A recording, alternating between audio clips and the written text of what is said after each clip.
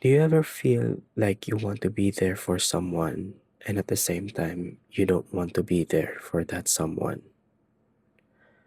Like you care for this individual like a lot, but at the same time you're afraid that you might come off as weird. Hi, my name is Miles. I'm your wallflower friend and this is the Chronicles of My Boring Life. Hi, how are you?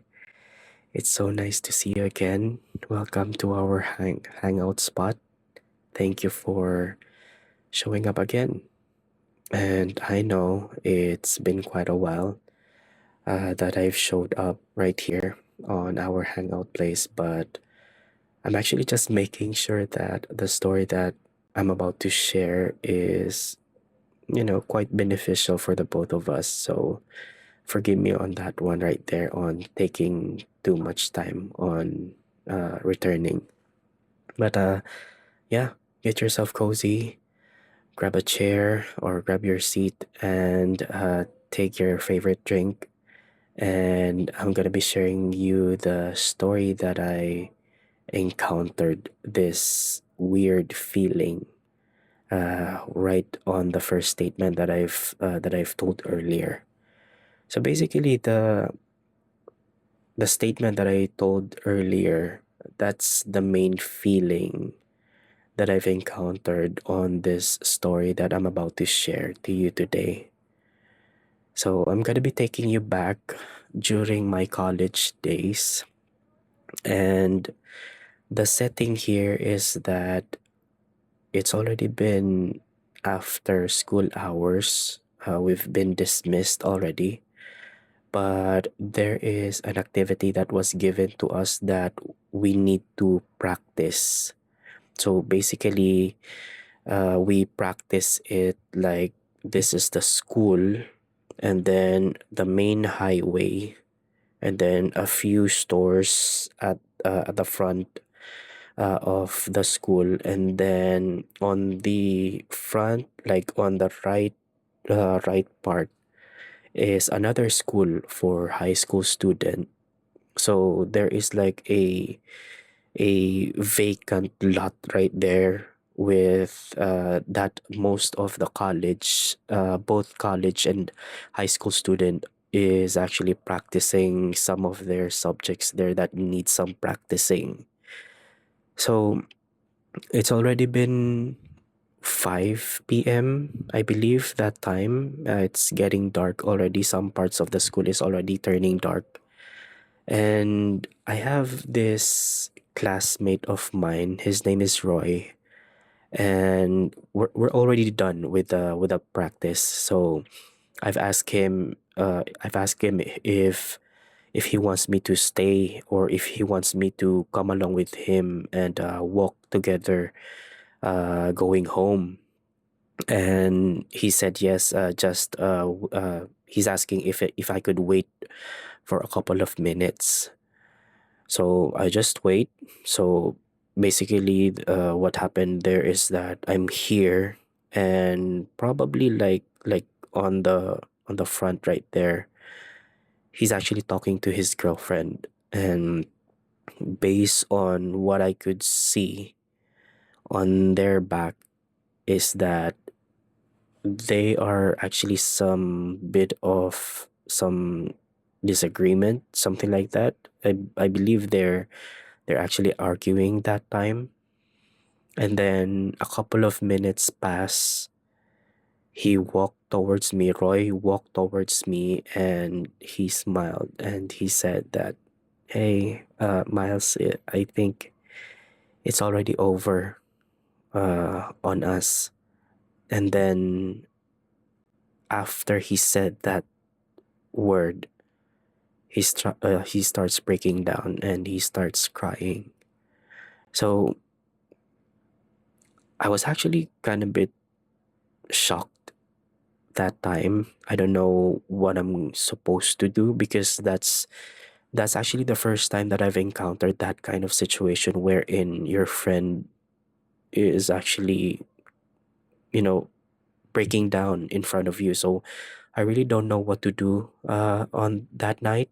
So we've just sit on a bench that night, and because I'm still stunned on what happened, I am still quite I cannot really imagine that that is actually happening. So I don't know what to say.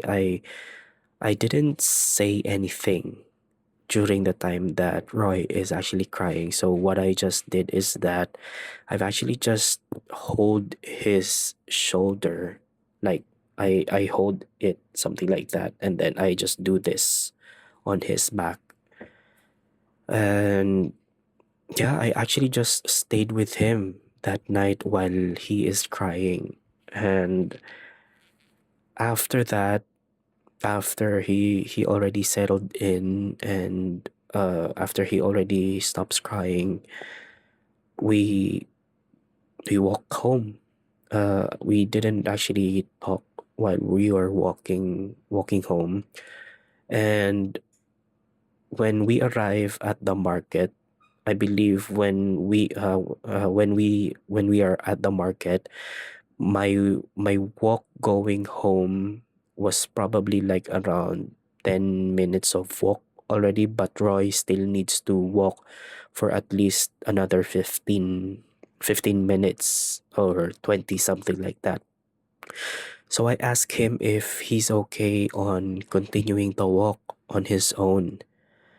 And he said that he's okay. He's gonna be continuing the walk on his own. So we part ways. He goes straight, and then I go left. And then on the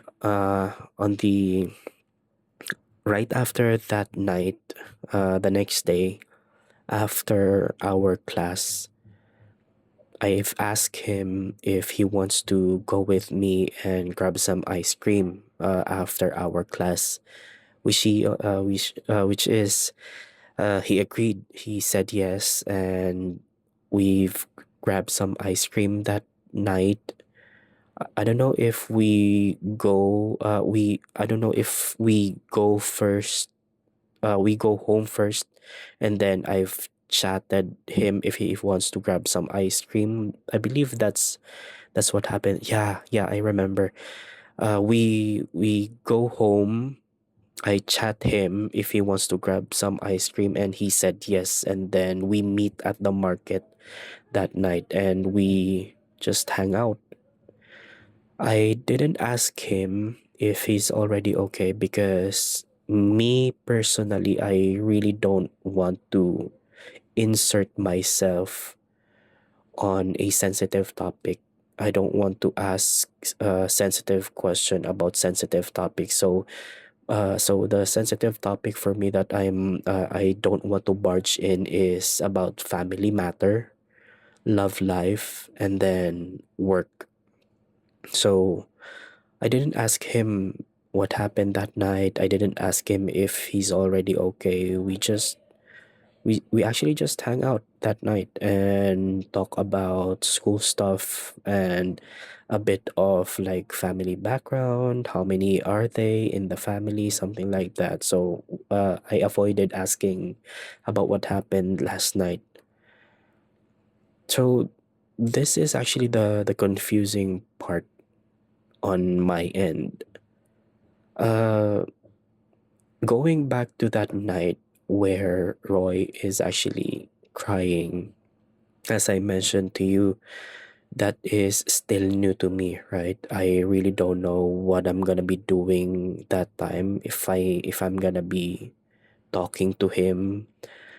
Uh, because on my end, if something is actually like talking at the back of my head, saying that if I overly extend, if I show too much care to him, I might end up a bit weird on his site.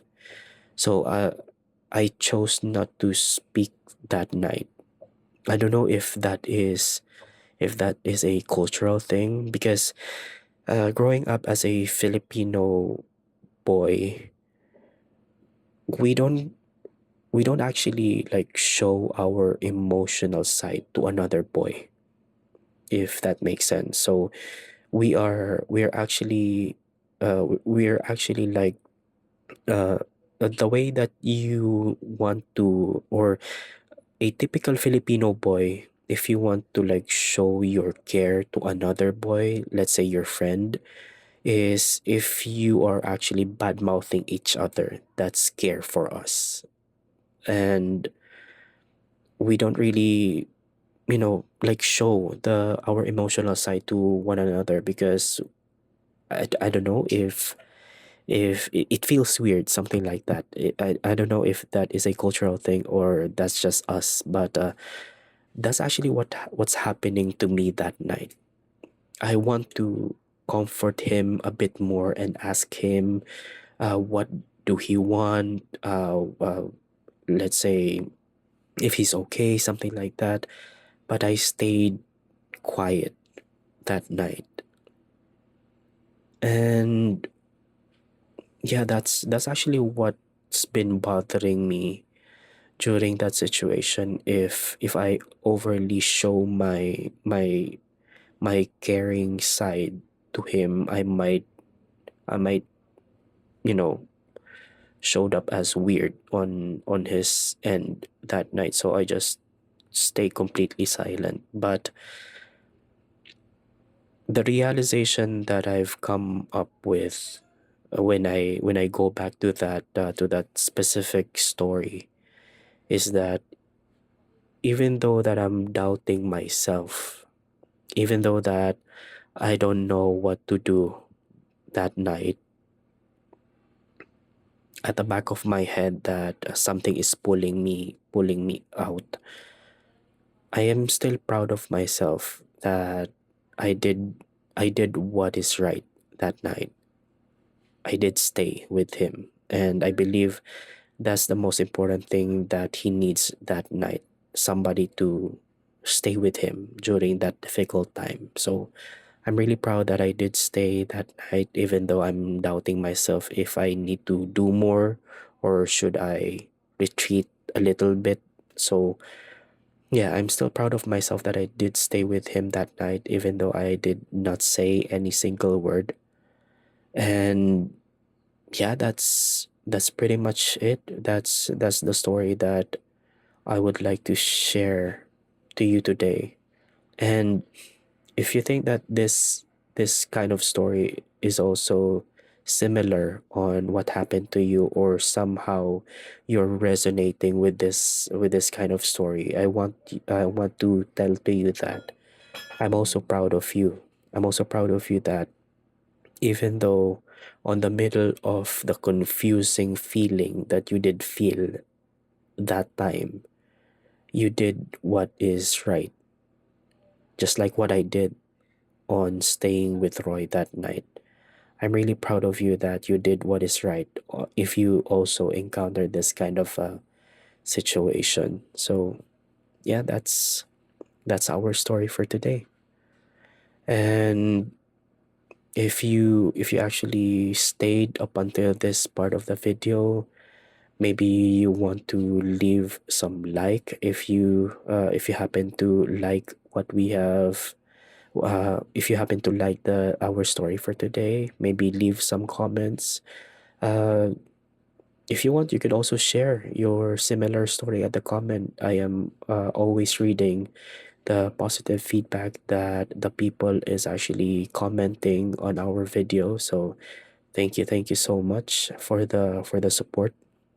And yeah, maybe leave a white heart emoji if you are now at the part of this video. And yeah, that's another entry. This has been another entry on the Chronicles of My Boring Life. And thank you again for hanging out with me.